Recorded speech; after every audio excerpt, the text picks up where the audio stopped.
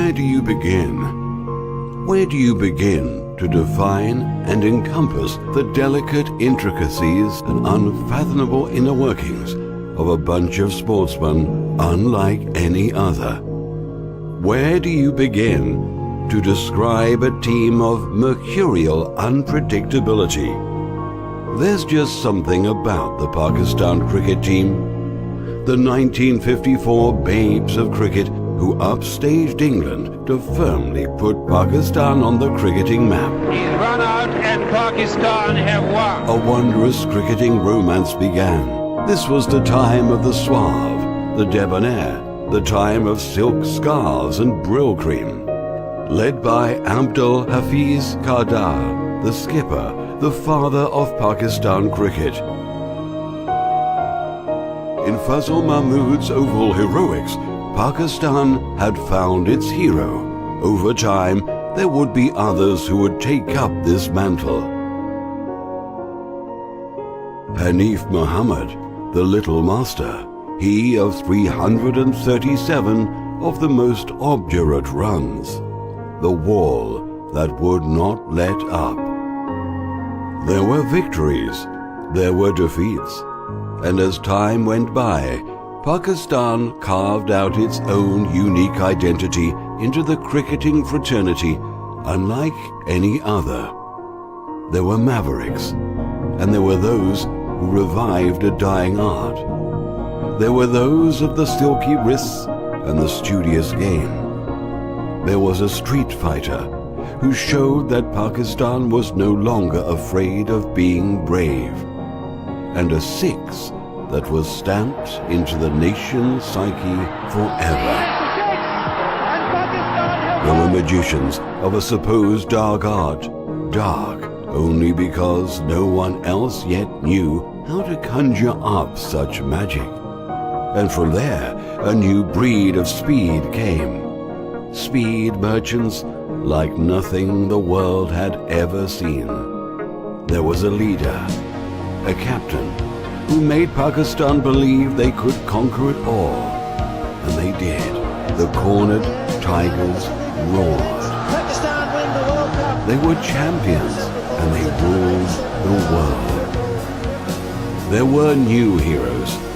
There were wolves who hunted in packs, kings of swings and toe crushers. The Burewala Express would not let anything stand in its way.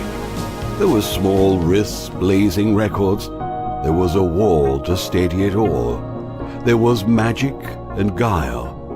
There was a whirlwind that shook everything. Madness would have a new max.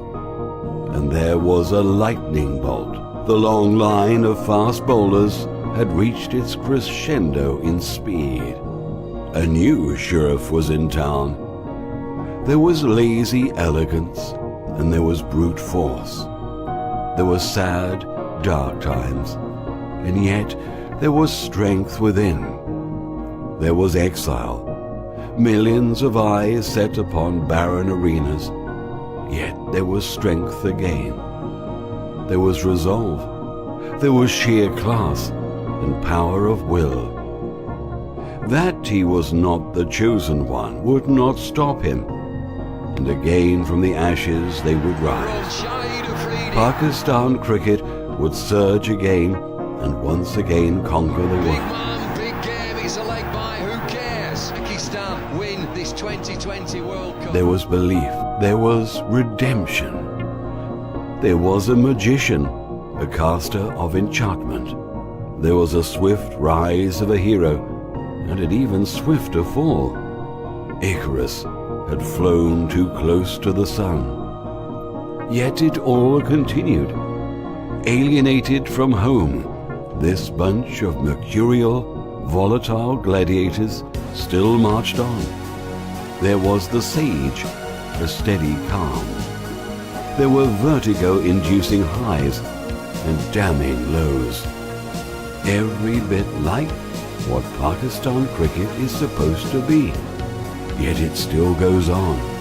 This Pakistan team of the unpredictables, one step maddening, one step conquering. in all their glory and in all their frailty.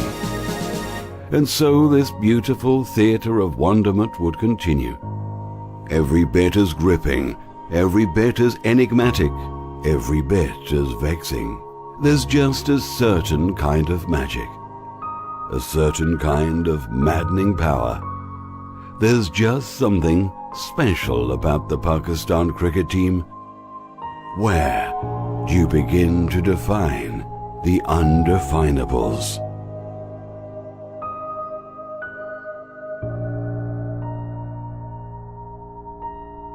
I think we've worked out which Pakistan have turned up today.